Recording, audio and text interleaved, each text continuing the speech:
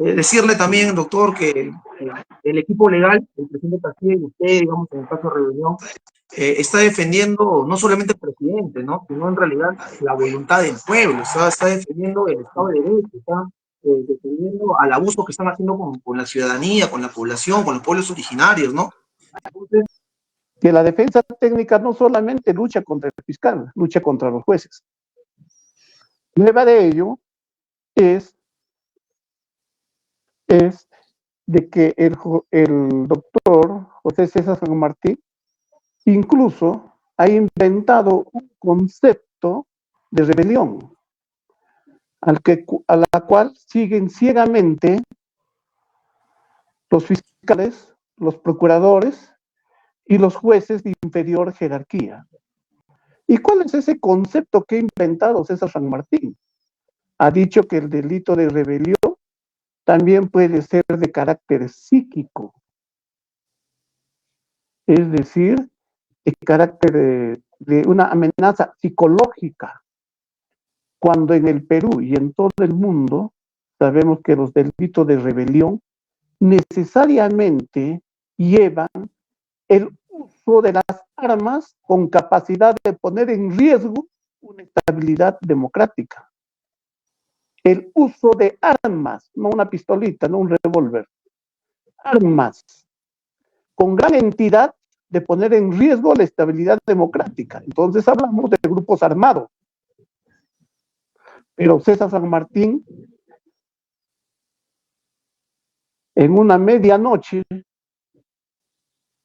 ¿no? En un momento no sé qué sucedió con el señor, inventó un concepto de violencia psicológica para decir que hay delito de rebelión. ¿Por qué hizo eso? Claro, porque en el caso del presidente José Pedro Castillo Terrones, como todos han coincidido, no se levantó ni siquiera un lápiz que pueda poner en riesgo la estabilidad democrática o atentar contra los poderes del Estado o los organismos autónomos. Entonces, como vieron que el concepto tradicional de rebelión que necesitaba el uso de las armas de gran entidad no existía, César San Martín inventó el concepto de violencia psicológica. Entonces ahora, si yo digo mañana voy a destruir, mañana voy a atentar contra el Congreso de la República, entonces ya soy autor de delito de rebelión. Porque según él, ya estoy ejerciendo violencia psicológica. Entonces, el tema es, ya no nos enfrentamos contra un fiscal, no nos enfrentamos solamente contra el procurador, nos enfrentamos contra los conceptos creados por el propio Poder Judicial. Y obviamente ya no tenemos las garantías de un debido proceso. No tenemos la garantía de un juez imparcial. No tenemos la garantía de justicia. Lamentablemente es todo lo que tenemos en el Perú. Pero tendremos que seguir luchando y demostrando de que José Pedro Castillo Terrones, presidente de la República, no ha cometido el delito de rebelión. Y leer un documento que no tiene refrendación ni aprobación por el Consejo de Ministros, no tiene apoyo de la columna vertebral del Estado, que son las Fuerzas Armadas y la Policía Nacional, que no tuvo el consenso de los ministros, que no tuvo el apoyo de grupos paramilitares para poder poner en riesgo la estabilidad democrática, obviamente nunca va a constituir un delito de rebelión. Pero con el concepto de este juez supremo, César San Martín, hoy en día ya no sabemos qué cosa es delito. Porque cualquiera de estos días José César San Martín nos sale la idea de que sacar la lengua es igual que apuntar con un arma de fuego. A eso hemos llegado. y siendo conscientes a lo que nos enfrentamos, así como el presidente José Pedro Castillo Terrones, seguimos en esta lucha, porque tarde o temprano se va a demostrar de que el hecho realizado por el presidente José Pedro Castillo Terrones no calza dentro de un delito de rebelión. Gracias. Hoy, martes 10 de septiembre, estamos en multiplataformas transmitiendo para todo el mundo el pronunciamiento oficial del doctor Walter Medrano, abogado pues de Pedro Castillo, en el caso de rebelión y organización criminal, que en el día de ayer el juez Checkley Soria rechazó la solicitud y pasará a juicio oral. Bien, mencionar que estamos también con el hermano Pavel, con el hermano también Timoteo Cutipa de 24 Noticias, Sara Aguilera, y también que se va a conectar en unos momentos el hermano de Jaime de Ecos Latinos, quien también harán dos preguntas según el orden que nos encontremos después de la explicación. Bien, doctor, buenas noches, para que nos explique sobre la situación en el caso de rebelión y también sobre la audiencia del día de ayer, donde se ha negado el sobreseguimiento. Adelante, doctor, buenas noches. Muy buenas noches, señores periodistas. Les agradezco por la invitación y para no redundar más, paso a explicarle lo que ha sucedido en la audiencia del día de ayer ante la Corte Suprema. Bien, como ya es de conocimiento y dominio público, todos los abogados de los acusados, entre ellos el señor presidente de la República, Pedro Castillo Terrones, hemos sustentado un sobreseimiento de la acusación. Entendemos como sobreseimiento el archivo de la acusación por delito de rebelión. ¿Y bajo qué principios? Bueno, en que la lectura de un documento que no estaba aprobado ni refrendado por el Consejo de Ministros no podía tener la entidad suficiente para poner en riesgo la estabilidad democrática, la vigencia de los poderes del Estado ni los organismos autónomos. Igual, en la misma orden, en el mismo orden de ideas, todos los abogados han sustentado. Sin embargo, el juez Checkley ha declarado infundado todos los sobreseimientos de los 8 acusados y ha decidido de que ello debe discutirse en la etapa de un juicio oral. Obviamente se esperaba esa decisión, como yo adelanté en mis sustentaciones iniciales y le dije de que pues era obvio de que el juzgado supremo iba a declarar infundado por varios motivos que expuse en aquella oportunidad, por cuanto ya se había perdido la independencia judicial y más por el contrario se trataba de una persecución de carácter político. Siendo así, fueron declarados infundados todos los sobreseimientos postulados por los abogados y ahora nos encontramos pues en la próxima audiencia para ofrecimiento de pruebas y de ahí pasaremos a un juzgado colegiado supremo para el inicio del juicio oral. Es todo lo que pudiera informarles y si tuvieran alguna duda, estoy gustoso de poder absolverlos. Gracias, señores periodistas. Bien, entonces pasamos con el hermano Pavel para que haga sus dos preguntas. Cada canal va a hacer sus dos preguntas sobre el tema, pues, que quieran preguntar. Bueno, Pavel.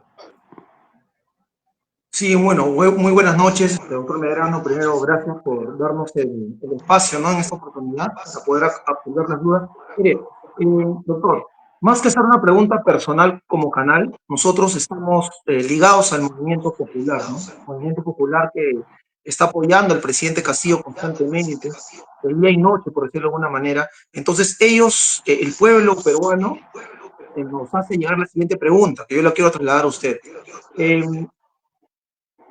hay una prueba, por decirlo de alguna manera, un medio probatorio, ¿no? Que es la resolución legislativa del Congreso de la República, ¿no? En relación a la vacante del presidente Castillo. Entonces, lo que hemos apreciado ayer en la audiencia es que usted ha aceptado esa resolución, lo ha dado como válido, ¿no? Entonces, la gran pregunta que nos hacemos todos es ¿por qué lo ha hecho? ¿Por qué no lo ha negado? ¿Por qué no lo ha rechazado? Nosotros queríamos que por favor usted nos pueda absolver esa duda. Muchas gracias. Bien, te agradezco por la pregunta y en principio esto responde a un tema. Primero, se debe dejar en claro de que estamos en un proceso de carácter penal.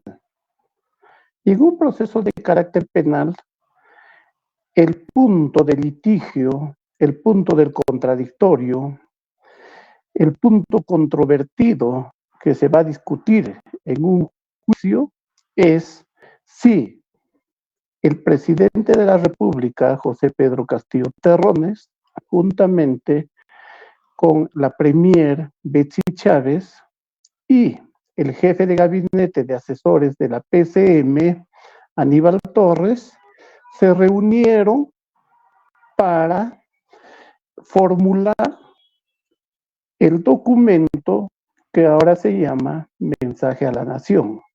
El primer punto en discusión en un juicio va a ser eso.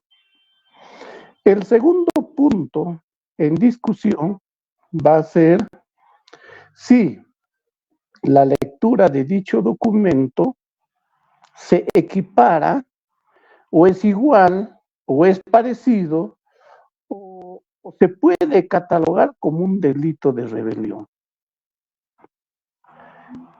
Ahí eso va a ser el tema de discusión en el juicio oral. Ahora, el tema de la resolución del Congreso es un documento como consecuencia que emitió el Congreso luego de la ilegal detención del presidente Castillo Terrones. Ese documento existe y está ahí.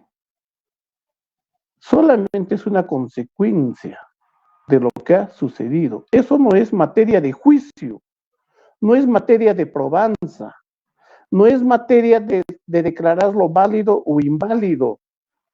A eso se llama hechos posteriores a lo que ellos catalogan delito de rebelión. Eso no va a ser materia de probanza.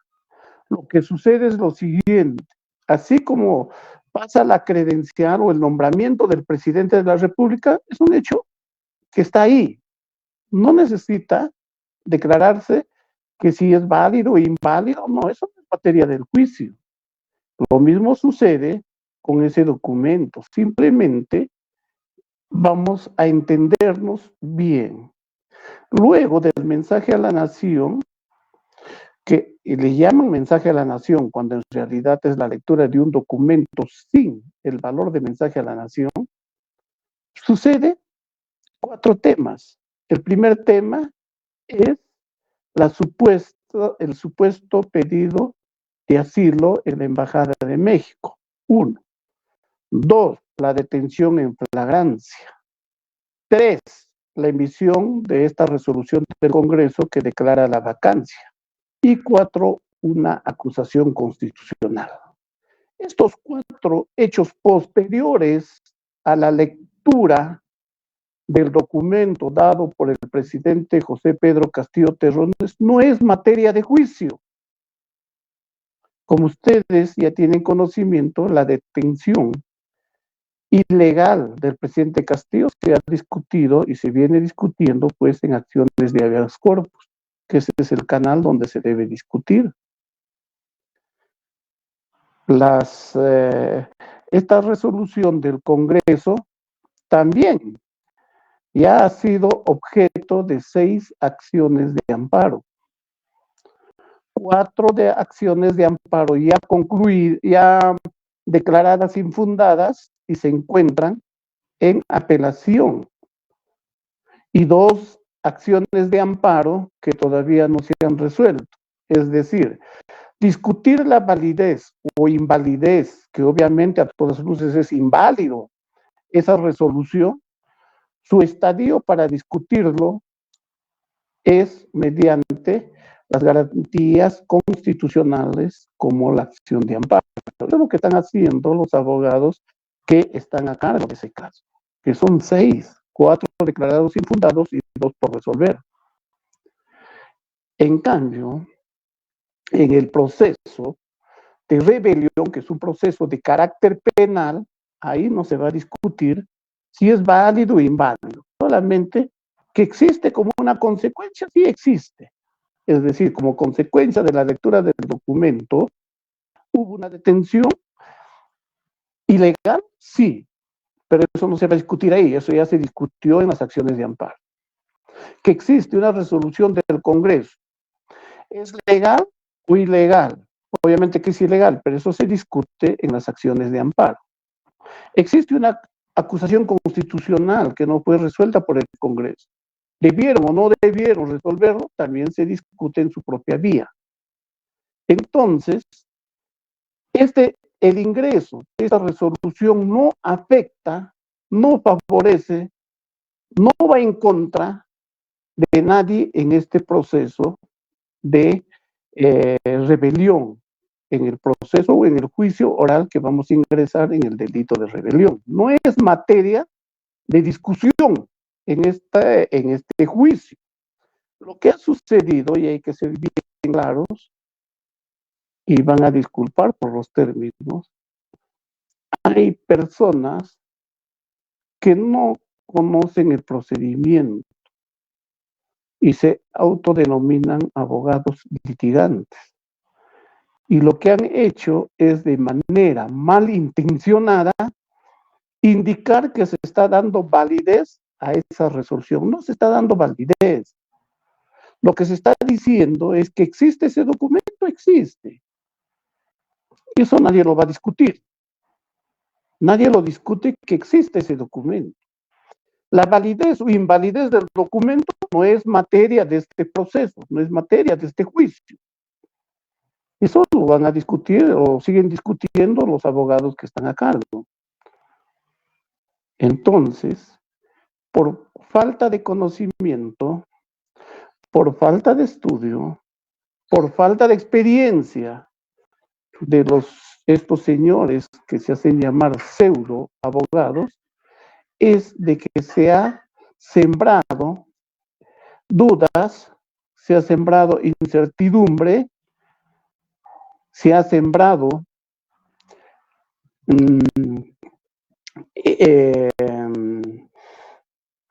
digamos, discordia, ¿no? No entiendo por qué lo han hecho y lo que les puedo decir simplemente es que se ubiquen bien en lo que están diciendo. Porque si hubieran tenido alguna duda al respecto, bastaba con utilizar un teléfono celular y llamar y poderle darle un poco de conocimientos para que se ilustren mejor y no estén sembrando estas dudas. Lo único que causa es daño a la imagen del presidente José Pedro Castillo Terrones. Eso es lo que le puedo decir al respecto. Gracias. Doctor, en ese mismo sentido, solamente para terminar el punto, y no era mejor justamente mencionar lo que nos ha dicho ahora, ¿no? Decirle al juez, a Checkly en ese caso, nosotros reconocemos que existe esa resolución, pero no la aceptamos como válida o no la aceptamos como legal, ¿no? O sea, ¿por qué no dejar constancia de ello? Bien, en este caso no se discute, ojo, el término si es válido o inválido es ajeno a este estadio procesal. Acá lo que se discute es si son pertinentes, conducentes o útiles. Es decir, ese documento se emitió el Congreso de la República a consecuencia de la lectura del documento dado por el presidente José Pedro Castillo Terrones, sí, pues, el Congreso lo emitió. Pero la validez e invalidez no es materia de discusión acá. No es. Obviamente que es ilegal. Es que se está discutiendo. Es ilegal. Se dio de una manera express. Violó el debido proceso. Eso todos lo entendemos. Un estudiante de Derecho lo entiende y todos lo sabemos. Pero su validez o invalidez, eso no es discusión en un proceso de carácter penal. Esa discusión ya se ha dado ya y se sigue dando en las 6 acciones de amparo que han interpuesto en la vía correspondiente y que obviamente se seguirá discutiendo cuando llegue al Tribunal Constitucional. Pero acá no es materia, acá no se le puede decir, señor juez, este es inválido, no es válido. Y el juez me va a refutar y me dirá con justa razón, señor, acá no estamos discutiendo su validez. Tampoco va a ser materia de juicio. Simplemente es un documento que emitió el Congreso, sea válido o inválido, como consecuencia de la lectura del documento que dio el presidente José Pedro Castillo Terrones. Y si entendemos eso, obviamente no tiene mayor injerencia en el juicio que se va a desarrollar próximamente. Gracias. Bien. A continuación, pues, la hermana Sara Aguilera también va a hacer sus preguntas. Bien, muy buenas noches, doctor Medrano, compañeros Pavel, Timoteo Cutipa y el hermano Bimendi. Bien, de acuerdo a lo escuchado por el doctor Medrano, ¿no? Tengo una duda todavía. Referente a la convención probatoria, ¿qué es lo que entendemos por la convención aprobatoria, ¿no? Que es la estipulación o el acuerdo que llegan los abogados y fiscales para la admisibilidad de la evidencia que se actuará en el juicio. En pocas palabras, ¿no? Ustedes, en este caso, acuerdan las evidencias que son relevantes y cumplen con los requisitos para ser ventilados en el juicio. Entonces, usted lo que me acaba de exponer es indicarme, ¿no? De que es lo que ha aprobado, lo que usted habría considerado aptos, ¿no? O relevantes para que vayan al juicio. Usted dice que esto se discute en otra vía, porque no es, pues, como se indica en un acto constitucional, etc., ¿no? Y no es materia de discusión. Entonces, yo me pregunto, ¿por qué entonces en este juicio que se ha llevado ahora por el acto de rebelión, ¿por qué entonces es que la fiscalía, ¿no? Pone ese tipo de pruebas y el fiscal, el juez Juan Carlos Checle, ¿no? Le pregunta a usted si son válidas o no son válidas? Eso todavía no me queda muy claro, sabiendo realmente qué es la convención aprobatoria. Bien, le agradezco la pregunta y usted mismo ha dado la respuesta. Son medios de prueba, ojo, no es prueba, que se van a actuar en juicio. Ahora, lo que quiero que entiendan algo.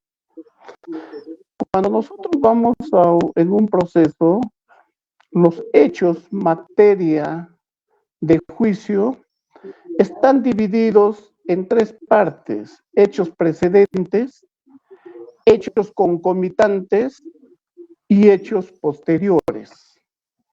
¿Qué es un hecho precedente? Un hecho precedente es lo que motiva a alguien a hacer algo.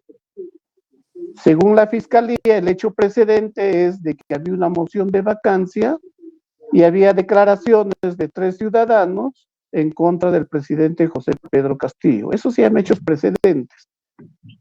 Que si es verdad o mentira esos hechos, de que si dijeron la verdad o mentira, tampoco es materia de juicio, solamente se nombra, se dice de que estas personas habrían declarado verdad o mentira, también no sabemos, obviamente que es mentira, pero eso habría motivado a que el presidente José Pedro Castillo Terrones, junto con la premier y el jefe de gabinete de asesores, habrían realizado el documento llamado Mensaje a la Nación.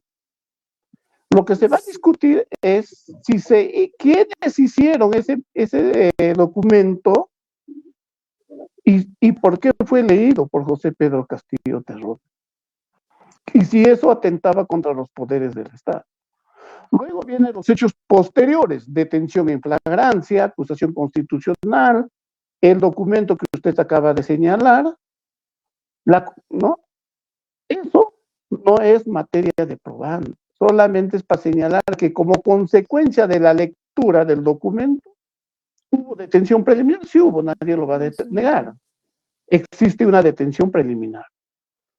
Hubo esta resolución del Congreso que declara la vacancia. Existe, pues, o no existe ese documento, o es falso. Existe el documento, pero es hecho consecuencia, ¿no? Existe una acusación constitucional, es hecho consecuencia. Solamente sirve para complementar la narración de todo el hecho. Es decir, eso no va a ser, eso no significa de que eso prueba de que se cometió el delito. No, eso no prueba de que se cometió el delito, es una consecuencia del hecho que se le imputa a José Pedro Castillo Terrones. Se le imputa haber leído un documento con el cual estaba cometiendo el delito de rebelión. Ese es el hecho, que es materia de juicio. Como consecuencia de ello, fue detenido en flagrancia. ¿Y cuál es el documento? El acta de detención.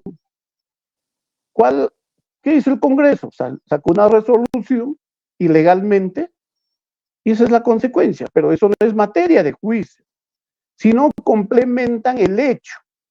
Como al inicio le decía, Sada Borrell declaró, y eso está en la acusación, ojo, dice de que el presidente Castillo Terrones era jefe de una organización criminal. Si eso es verdad o mentira, no se va a discutir. No se va a discutir en el juicio. Eso es materia de un proceso por organización criminal, ¿no? Pero que existe esa declaración en un medio de comunicación, nadie lo va a negar o lo van a negar.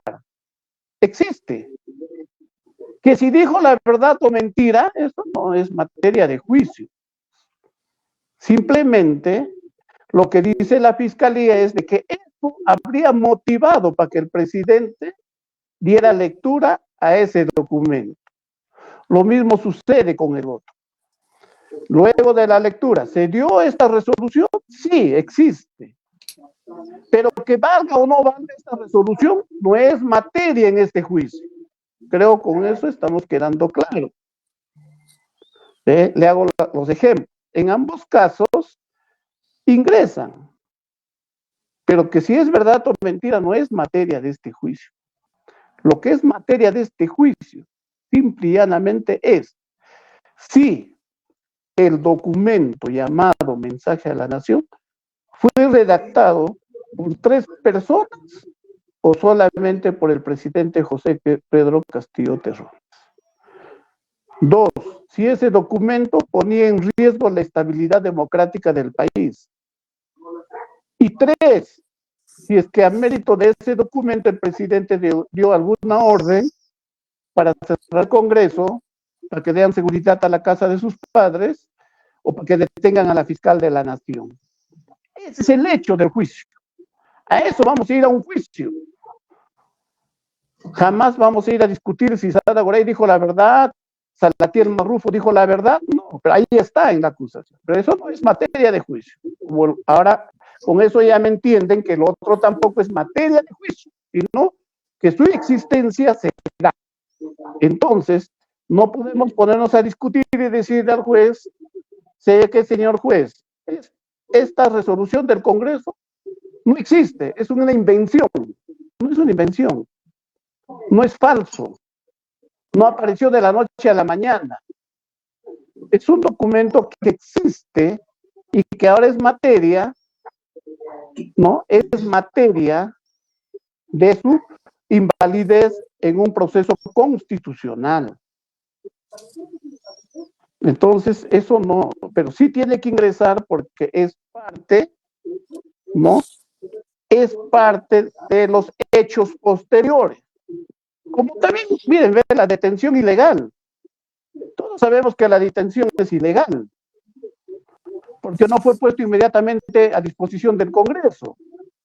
Pero eso está en la acusación, pero eso vamos a discutir en el juicio, no, porque esa detención ha sido materia de un habeas corpus que incluso ya concluyó la resolución del Tribunal Constitucional y hoy es materia en el plano internacional.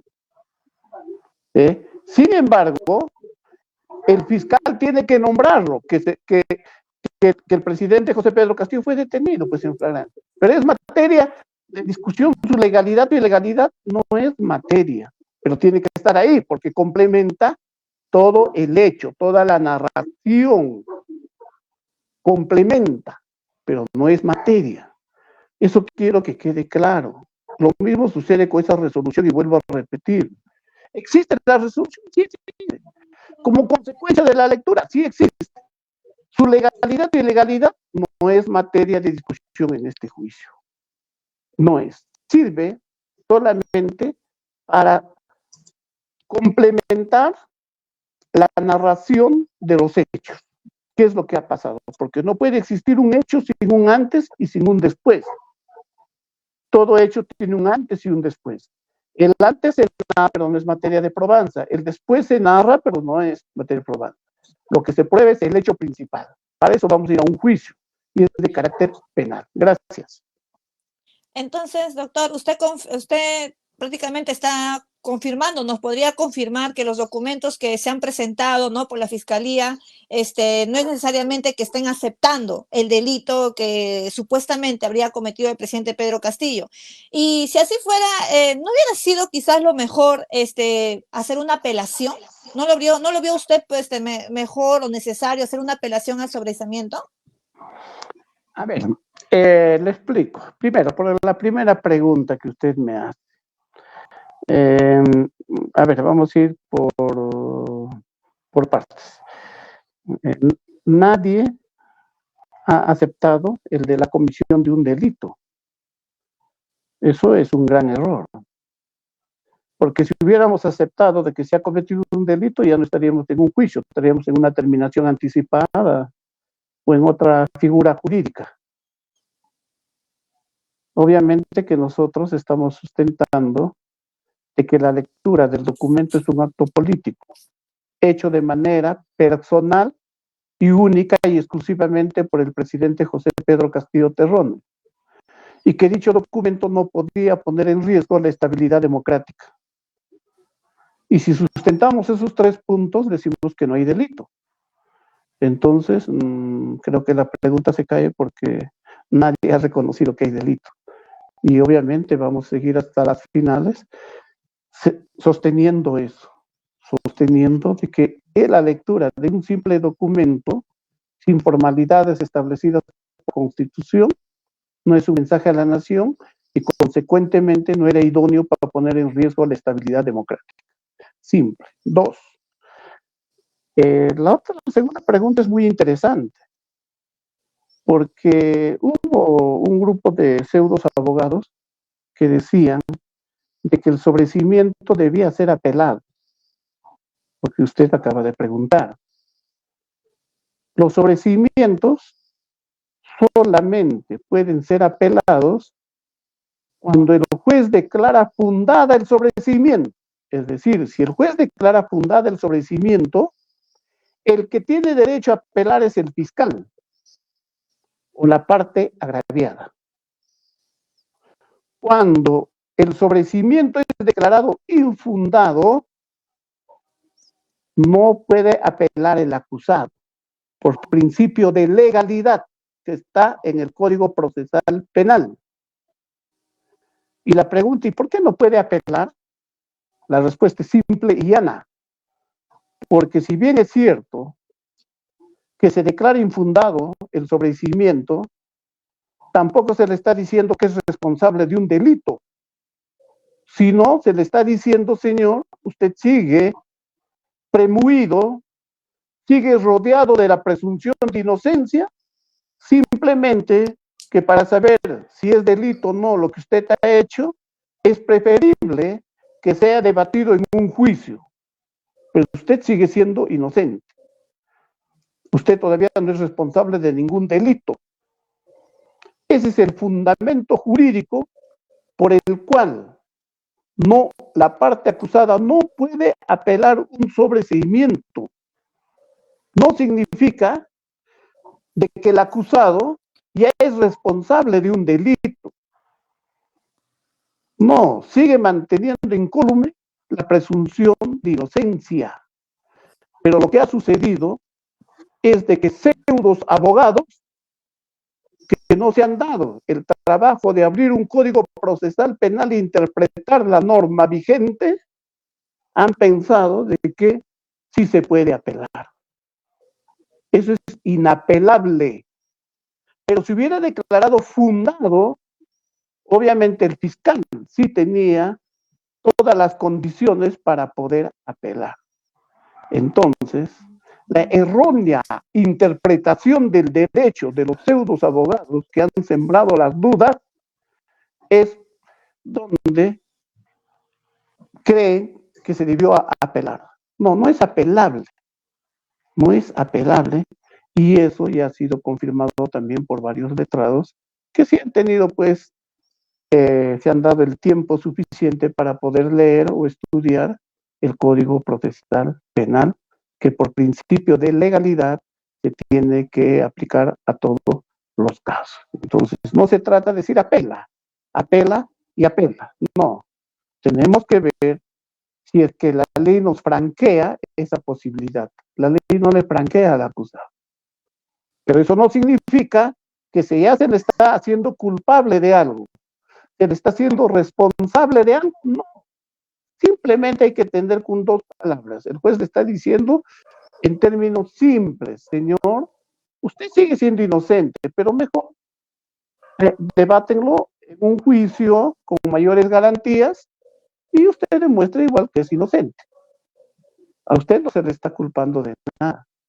Simplemente que como es un caso, vamos a llamar un poco mediático, complejo, en un juicio, y usted ahí demostrará su inocencia, o el fiscal si quiere demostrar, si puede demostrar su responsabilidad.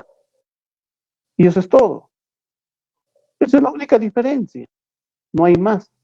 Entonces, eso ya queda establecido que no se puede interponer un recurso de apelación por la parte acusada contra un sobreseimiento dictado por un juez. Gracias.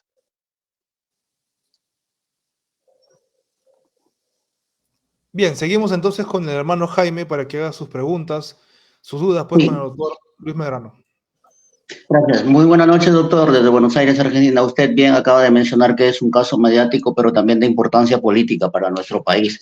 Y precisamente está mencionando algunos aspectos de controversia con algunos otros abogados. Yo quiero preguntarle, yendo al plano más en ese sentido, ¿no? ¿Cómo toma el presidente Pedro Castillo este pase a juicio oral? Y en lo personal, ¿no? Dado a que el Poder Judicial también está manipulando las audiencias, se está de alguna forma orquestando para que estas audiencias no tengan la repercusión mediática que debería tener. Y la otra sería, como abogados, como parte de la defensa, para ustedes, ¿qué significa, qué representa? Si ustedes van a enfrentar esta nueva etapa, lo que es el juicio oral, con la expectativa de que puedan revertir las acusaciones en contra del profesor Pedro Castillo. Gracias. Muy agradecido por la pregunta.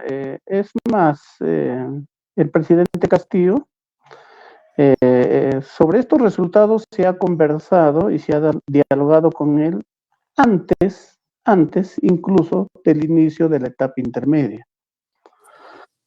Él está consciente de que no se está enfrentándose solamente contra el fiscal, se está enfrentando contra el juez y el procurador. A eso se llama el triunvirato. Es decir, lamentablemente nos estamos enfrentando, para entender bien, cuando hay un proceso, el enfrentamiento es entre fiscal y acusado, o la defensa técnica del acusado. Y el juez es un ente imparcial que tiene que escuchar ambas partes y emitir una decisión ajustada a ley. Sin embargo, acá ocurre todo lo contrario. Que la defensa técnica no solamente lucha contra el fiscal, lucha contra los jueces. Prueba de ello es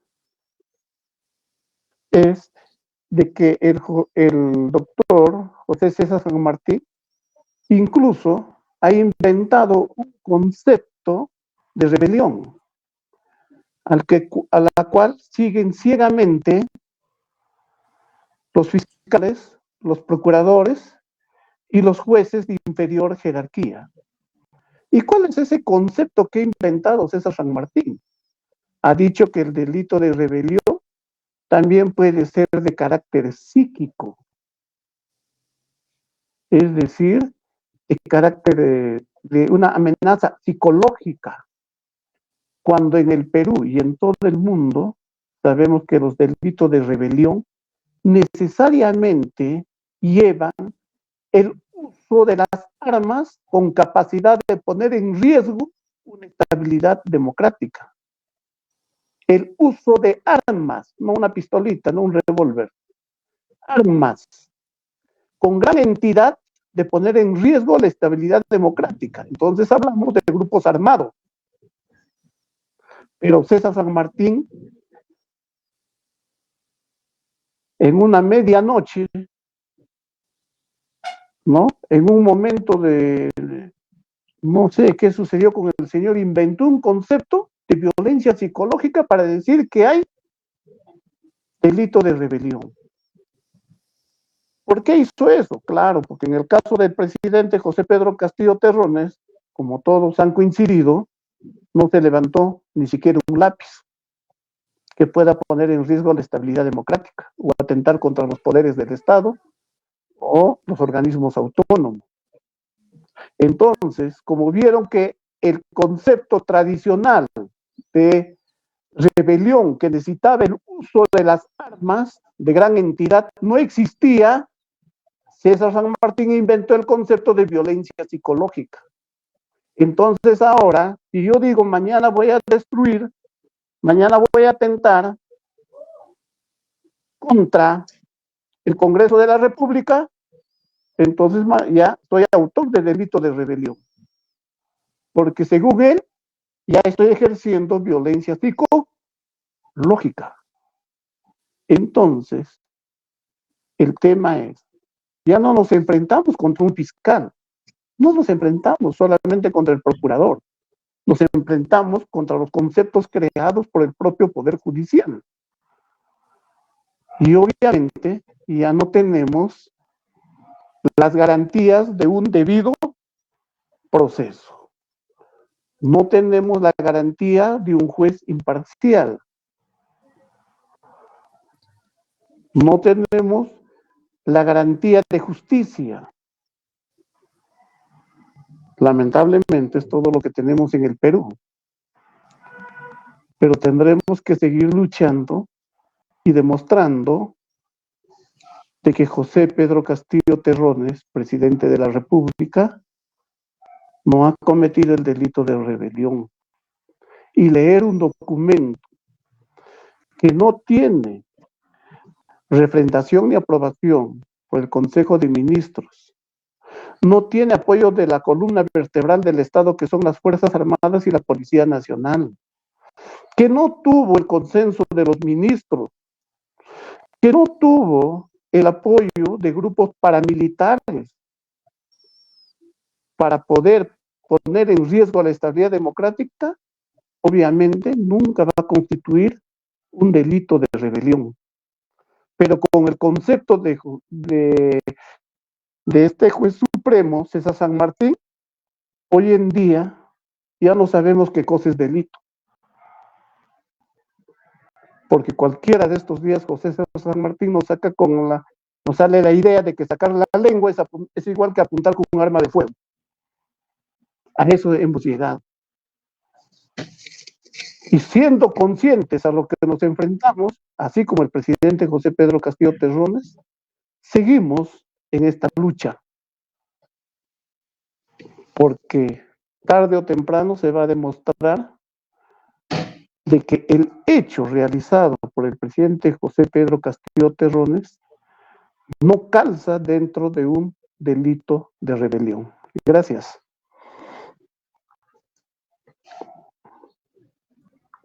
Adelante, Jaime. No, ya le hice 2 preguntas.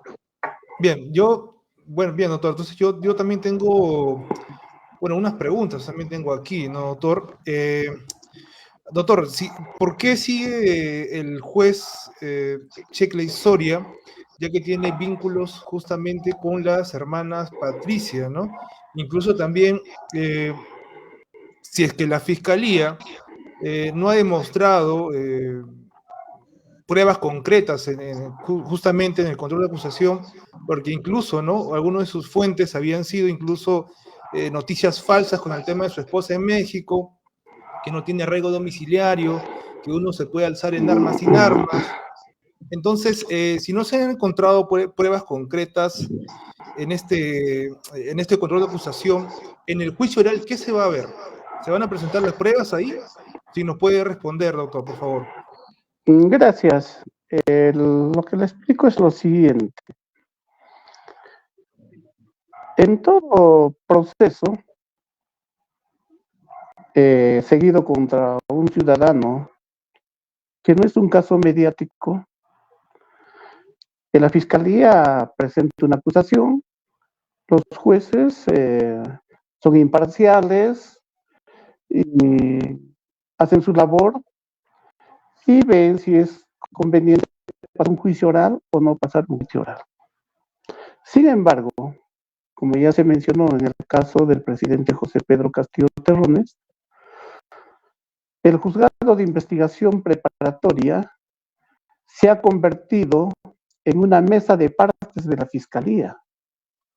Es decir, recibe una acusación de la fiscalía y simplemente le da luz verde y lo pasa. Prueba de ello es que la resolución de sobreseimiento, ustedes van a ver, es lacónico, diminuto, sin mayor análisis jurídico, sin mayor análisis de hechos, y opta por el expediente fácil de pasarlo a juicio oral. Es lamentable. Lo mismo sucede con la prolongación de prisión preventiva. La fiscalía hace un requerimiento de prolongación de prisión preventiva, el juez Shekley lo recibe con argumentos poco atendibles, lo declara fundado, es apelado por esta parte, llega a la Sala Suprema y sin mayor análisis, de igual manera lo declara fundado. Y la pregunta es, ¿y qué va a pasar en el juicio oral en todo caso? ¿La suerte está echada? Esa es la pregunta. Esperemos que los jueces que van a conformar la sala de juicio sean pues jueces imparciales, jueces idóneos y jueces que no obedezcan consignas, ¿no? O jueces que no estén contaminados por lo que es el presidente José Pedro Castillo Terrones. Si eso ocurre, si tenemos una sala, un colegiado imparcial, un colegiado con el ánimo de aplicar solamente la ley y los conocimientos vigentes, un colegiado no politizado, estamos seguros que José Pedro Castillo Terrones va a ser absuelto. Pero si tenemos otra vez, como el juzgado de investigación preparatoria o la Sala Suprema, jueces ya contaminados, entonces tendremos que seguir los recursos que franquea la ley, como son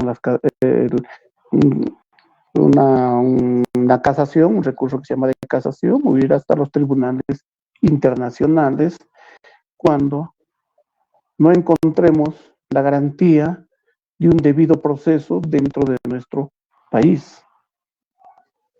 Pero lamentablemente tenemos que agotar todos estos pasos. Y tenemos que agotarlo. Pero esperemos y confiamos de que los jueces que van a ser designados a esta sala sean jueces idóneos, jueces imparciales, y que no sean otra vez mesa de partes, que simplemente reciben las acusaciones y con argumentos poco atendibles continúe el proceso, como está ocurriendo hasta ahora. Y eso creo todos hemos podido advertir.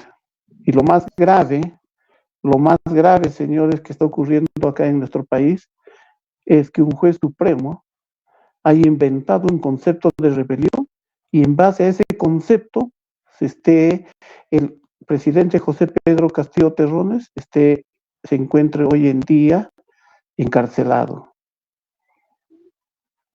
Es decir, hoy en día se está interpretando las leyes, se está interpretando las normas y la jurisprudencia a la medida del acusado. Eso es lo que ha sucedido, a la medida del acusado. Entonces, si el acusado fuera de otra tienda política, si el acusado fuera afines a los intereses de algún magistrado, entonces inventarán otro concepto sobre los delitos. Eso se llama inseguridad jurídica. Y frente a esta inseguridad jurídica es difícil de lidiar, pero lo vamos a seguir haciendo y vamos a demostrar al pueblo peruano, vamos a demostrar a la comunidad internacional, vamos a demostrar a todos de que el hecho de leer un documento por parte de José Pedro Castillo Terrones no constituye delito de rebelión. Y a eso, tarde o temprano, vamos a llegar. Gracias. Bien, doctor, mi última pregunta sería, pues, si este juicio, el juicio oral, se va a exigir que sea presencial, o sea, que Pedro Castillo esté físicamente, ¿no? Ya que el martes 17 hay otra audiencia, a ver si nos puede primero explicar eso y qué va a haber el martes 17. Gracias. Empezamos por lo del martes 17, es el ofrecimiento de medios de prueba de la Fiscalía y también por parte de las defensas técnicas, los que tienen medios probatorios que ofrecer. Ahora, respecto a que si el juicio va a ser de carácter presencial, personalmente, yo eso lo hemos estado conversando con el presidente Castillo Terrones y hemos solicitado que sería de manera presencial. Vamos a solicitar a la sala que sea designado para ese juicio que sea de manera presencial, por cuanto el tema virtual siempre tiene sus falencias, tiene sus déficits, y no es pues como llevar un juicio de manera presencial. Bueno, eso está a la disposición, o que es lo que va a señalar la sala, el colegiado que va a estar a cargo del juicio oral. Pero por nuestra parte consideramos que sería idóneo un juicio de carácter presencial, lo cual nos da mayores garantías de la inmediación, es decir, de que el juez esté en contacto más directo con los medios de prueba, más directo con los actores de este juicio, y de esa manera pueda tomar una decisión ajustada a ley. Eso es perfecto, eso vamos a solicitar cuando se designe el juzgado colegiado. Bien, entonces, doctor, para que quede claro, el 17 no va a ser el juicio oral todavía. ¿Hay alguna fecha? Le explico, todavía seguimos en el control de acusación, eso nos va a tomar, calculo, unas 3 fechas más, Y ahí concluye la labor del juez Checle. Y pasa, de ahí recién va a ser derivado todo el expediente judicial a un juzgado colegiado. No sabemos quiénes van a conformar ese juzgado colegiado, y ese juzgado colegiado recién va a citar a un juicio señalando fecha y hora. Por tanto, no sabemos si será este año o de repente ya el año próximo, porque obviamente demora entre el pase de, del control de acusación que estamos ahora y el próximo juicio oral. Entonces, yo al menos calculo que el juicio oral debe estar iniciándose ya el año que viene, no sabemos con qué magistrados, y bueno, todavía no tenemos fecha. Bien, bien. No sé si para ya cerrar la transmisión, si alguno de los compañeros presentes tiene alguna Sí. pregunta. Sí, yo quería preguntar, porque se habían presentado recusaciones en contra tanto del juez Checkley y también del propio juez San Martín. ¿En qué ha quedado ese pedido por parte de la defensa técnica? Ya, efectivamente, bueno, todos comprenderán que mi persona se hizo cargo de este proceso ya en la etapa intermedia.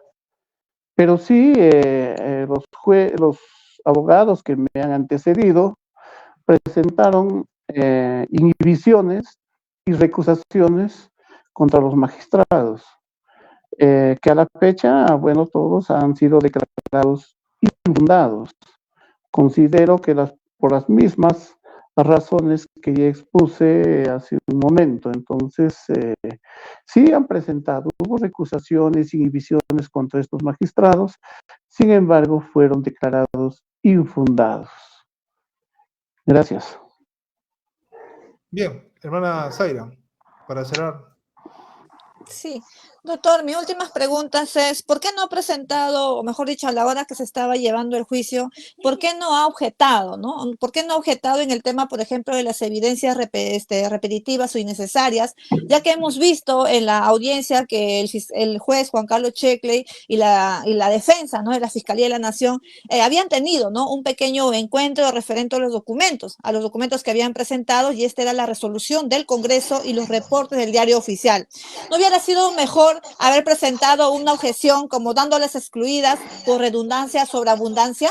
¿No hubiera sido mejor eso que aceptar? Perfecto, le explico.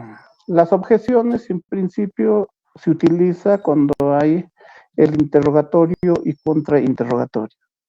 Esos términos no se utilizan acá. Segundo, es un error del propio juez, y lo voy a explicar.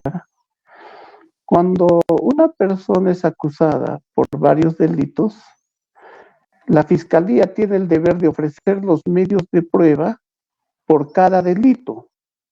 Y si ese mismo medio de prueba le sirve para otro delito, lo tiene que volver a señalar.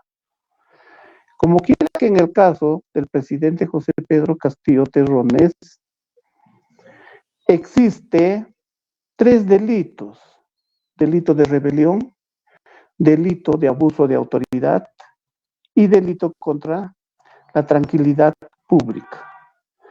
Para cada delito es obligación del Ministerio Público, es su obligación de señalar cuáles son los medios de prueba. Entonces, la Fiscalía ha señalado cuáles son los medios de prueba al delito de rebelión, de abuso de autoridad y contra la tranquilidad pública. Obviamente que los medios de prueba son los mismos para los 3, pero en derecho no se puede tener sobreentendido, no se tiene que tener de sobreentendido, sino el fiscal tiene que decir: señor, estos son 1, 2, 3, 4, 5 pruebas para este delito, para este otro delito 1, 2, 3, 4, 5, y para este otro delito 1, 2, 3, 4, 5. A lo que el juez Checkley se ha referido es que la fiscal debió decirle: esta prueba sirve para este delito, sirve para este delito y sirve para este delito, ¿no? Lo que hizo la fiscal es decir: para este delito pongo, y para una vez que ha concluido dice: bueno, para este otro delito pongo, y obviamente, aparentemente es repetitivo. Aparente, no es así. Por una cuestión de garantía, el fiscal tiene que ofrecer de manera separada los medios de prueba, así sea el medio de prueba el mismo medio de prueba que se está repitiendo en los 3 delitos. En este caso, los medios de prueba que usted ha señalado sirven, pues, le sirve a la fiscal, señala que esto me sirve para el delito de rebelión. Esto mismo me sirve para el delito de abuso de autoridad y ello mismo contra la tranquilidad pública. Perfecto. El juntar los 3, al contrario, atentaría contra el debido proceso, atentaría contra la individualización de cada delito, ¿no? Entonces, porque no podemos tener sobreentendido, ya, bueno, presento una prueba, se sobreentiende que es para todo, no es así, porque hay medios de prueba que solamente sirven para un solo delito, hay medios de prueba que sirven para 2 delitos, y hay medios de prueba que sirven para 3 delitos. Entonces, la refutación que hizo el juez Checkley no tiene sentido. No tiene sentido, no es así, no son repetitivos. Es repetitivo cuando en el mismo delito vuelve a ofrecer el medio de prueba 3 veces, ahí sí es repetitivo. Pero cuando esa prueba lo ofrece para el delito A, luego al delito B, luego al delito C, no es repetitivo, la ley le exige. Y el Código Procesal Penal señala, los medios de prueba serán ofrecidos de manera separada para cada delito, cuando hay pluralidad de delitos. Lo vimos ustedes con la pluralidad de imputados. En este caso, tenemos varios imputados, 8, y se van a dar cuenta ya con las siguientes sesiones de que un medio de prueba no solamente sirve para el presidente José Pedro Castillo Terrones, sirve para acusar también a Aníbal Torres, sirve para acusar a Alexis Chávez, sirve de repente para acusar a uno de los ministros o sirve para acusar a uno de los generales. Pero no por eso va a decir esta prueba es para todos, no. Tiene que volver a señalarlo nuevamente, acusado o acusado. Así sea la misma prueba. Eso es la tónica que se desarrolla en una acusación y en un ofrecimiento de pruebas. Doctor, disculpe, esta es una última pregunta y con esto cierro. Si bien es cierto, nosotros somos testigos, ¿no? Ante todo lo escuchado, dentro de las audiencias, dentro también lo manifestado por los abogados, así como el día de hoy, y viendo, ¿no?, que se está dando una injusticia hacia el presidente Pedro Castillo referente a todos los casos, porque a todo lo ven nulo las peticiones que hace el presidente. ¿Qué medidas está tomando la defensa para garantizar que los derechos fundamentales de nuestro presidente, como el debido proceso, se respeten durante el juicio? ¿Sería importante quizás también recurrir a la Corte Interamericana de los Derechos Humanos? ¿O ya existe quizás un documento presentado a favor del presidente Pedro Castillo? Bien, gracias. Tengo entendido, y esto le digo porque hay que tener en cuenta algo. El presidente Castillo ha decidido que en el plano internacional está a cargo de otro abogado.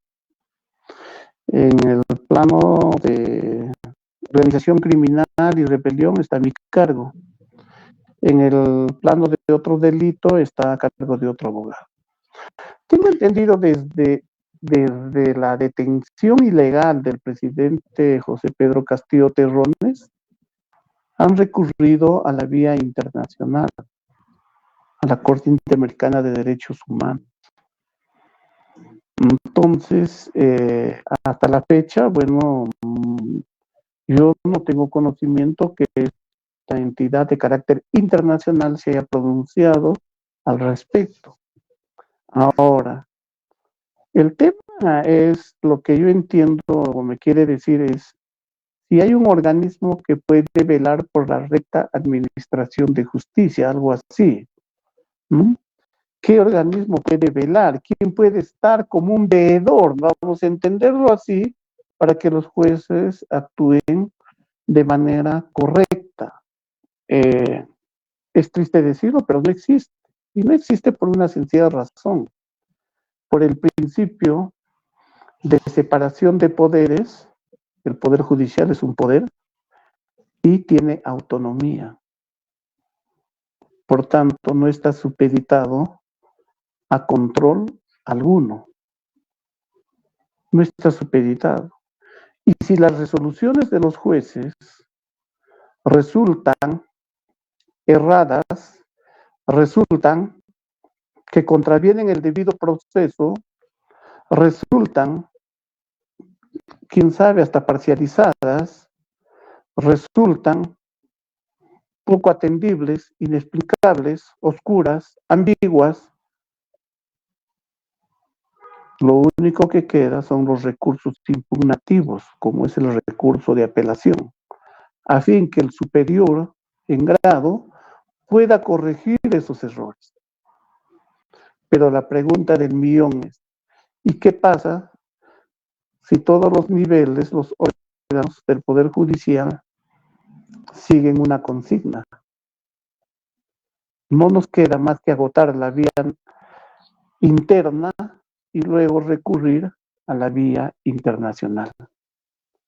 Lamentablemente, por estos dos principios de separación de poderes y autonomía del Poder Judicial, no puede existir un ente que en el momento de llevarse a cabo el juicio verifique la legalidad de ese juicio.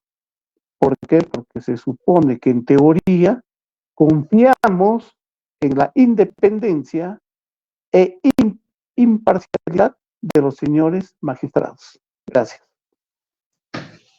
Bien, a ver, bueno, ha salido el hermano, ahí está, el hermano Pavel, te pasamos ahí la palabra para que cierres, Pavel. Tu micrófono está apagado. Tu micrófono. Sí, bueno, muchas gracias, doctor Medrano, por darnos este espacio, ¿no? Para que pueda aclarar algunas dudas. Mire, sin ánimos de ofender, sinceramente le digo, pero hay un público, pues, ¿no? Que siempre está apoyando y demás, y me hace las preguntas. Y yo quería hacerle la última pregunta y también para que usted nos dé sus palabras ya de cierre, ¿no? Con un mensaje de repente de lo que lo escucho. Hay algunos, digamos, ¿no? Seguidores del canal, de las plataformas que pongo acá, que mencionan y dicen, lo que pasa es que el doctor Medrano es enviado de Cerrón o está boicoteando o algo por el estilo. Entonces, yo le traslado la pregunta más directamente, y bueno, para que pueda de repente, si usted lo ve conveniente, dar una respuesta a esas acusaciones, ¿no? Prácticamente lo acusan de estar saboteando la defensa. Para cerrar también, doctor, con esto ya cerraríamos la transmisión. Y bueno, le agradezco bastante la pregunta y es la ocasión propicia para esclarecer. Esto ha sido sembrado por un abogado que ha sido subrogado por el presidente Castillo Terrones. En su falaz resentimiento señaló que mi persona tenía tiendas políticas, es decir, pertenecía a algún partido político. En principio quiero dejar bien en claro, no soy militante, ni simpatizante de ningún partido, de ninguno. Con decirle que jamás me he preocupado qué es la derecha, qué es la izquierda, qué es el centro, un poquito a la derecha, un poquito a la izquierda. Jamás he sido simpatizante de ningún partido político. Jamás he sido militante de ningún partido político. Y le voy a concluir con algo. Jamás he votado por nadie. Soy abogado litigante. Soy abogado que lucho por la justicia. Soy abogado dedicado a la parte académica, no a la parte política. Y jamás me ha llamado la atención la política. no me llama la atención para nada. Y cuando decidí tomar la defensa del presidente José Pedro Castillo Terrones, fui bien claro en decirle que tomaba la defensa porque yo considero que es inocente. Y jamás le pregunté cuáles son sus inclinaciones políticas, tampoco no es mi ocupación. No es parte de mí. Simplemente mi ánimo es aplicar, que los jueces, los fiscales, apliquen correctamente el derecho. Es lo único. No soy partidario de nadie en política. Y con decirle que a la edad que tengo, jamás he votado por nadie. Por nadie. Porque para mí es ajeno. Y se lo dije un día al presidente Castillo. Estoy aquí y lo único que voy a hacer es hacer valer sus derechos. No soy político. Tampoco tengo anhelos políticos. Más, lamentablemente, ello ha sido sembrado, ha sido hecho por el abogado al cual fue subrogado por mi persona. Este abogado, lamentable, y hay que decirlo, en una vil cobardía, ha inventado que soy parte sería parte, pues creo, del grupo de Cerrón, a quien ni siquiera tengo el gusto de conocerlo. Y ante su frustración, luego inventó que mi persona era parte del equipo legal de Nagasaki. Y así seguiré inventando este señor, ¿no? Todos estos hechos, desinformando a la opinión pública. Pero sí se lo voy a decir bien claro a ese señor que me está escuchando y a todos, que si tienen un poco de valentía, ahí está mi número de teléfono, me pueden llamar. Pero no esconderse detrás de un WhatsApp, detrás de las redes sociales, para poder desinformar a las personas. Y estoy esperando la llamada de estos señores. Y van a disculparme el término, que cobardemente se ocultan detrás de los medios tecnológicos. Como hoy día le llamé a 2 de esos abogados y no me han tenido la valentía de responder y no lo van a tener jamás. Pero sí sirven para sembrar la cizaña, sirven para desinformar, sirven para mentir. Para eso sirven. Desde ya, mi mensaje a todas aquellas personas que consideran que el presidente Castillo Terrones no ha cometido un delito, tengan la seguridad que vamos a luchar hasta el final. Y vamos a demostrar su inocencia, cueste lo que cueste, pero utilizando las mejores armas, que es la legalidad, que es la Constitución y las leyes que obedecen a la Constitución. Así tengamos que llegar a nivel internacional. Y cualquier persona, cualquier ciudadano que tenga dudas, mi teléfono es público. No necesitan intermediarios para conversar conmigo. Yo atiendo cualquier llamada de cualquier ciudadano. Y no me oculto detrás de las redes sociales. No utilizo WhatsApp, no utilizo otros medios para difamar. A mí me enseñaron que las cosas hay que enfrentarlos y hay que enfrentarlos directamente. Y a esos señores, desde esta pantalla, desde esta tribuna, les digo, acá me tienen. Pero si tienen duda, tengan la valentía de coger el teléfono y preguntarme sobre sus dudas y no sembrar incertidumbre en la ciudadanía, que ellos, obviamente, que no son abogados y creen en lo que estos señores dicen.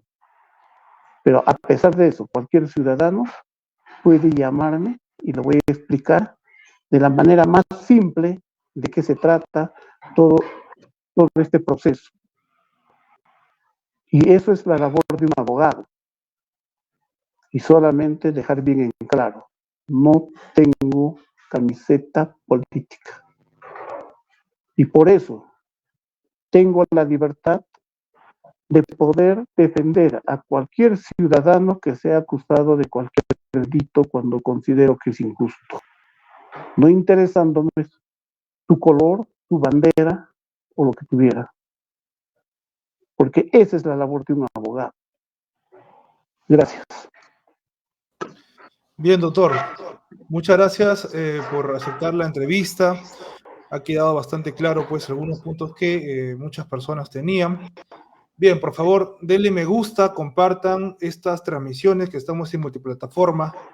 Voy a compartir justamente este video ya para cerrar. No sé si quieras cerrar, pues, todo el pase, Pae, para que cierres justamente esta transmisión.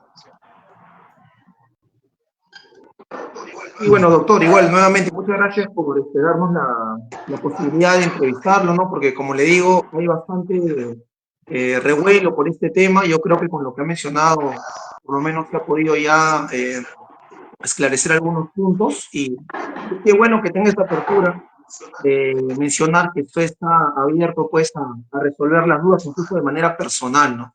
Eso me parece importante y necesario. Decirle también, doctor, que el equipo legal, el presidente Castillo y usted, digamos, en el caso de Rebelión, está defendiendo no solamente al presidente, ¿no? Sino en realidad la voluntad del pueblo, o sea, está defendiendo el Estado de Derecho, está defendiendo al abuso que están haciendo con la ciudadanía, con la población, con los pueblos originarios, ¿no? Entonces, hay que asumirlo de esa manera. Solo eso, y bueno, nuevamente, muchísimas gracias por su. Bien, gracias, buenas noches con todos y que tengan buenas noches y felicidades. Gracias. Gracias, nos vemos. Gracias. Chao, chao.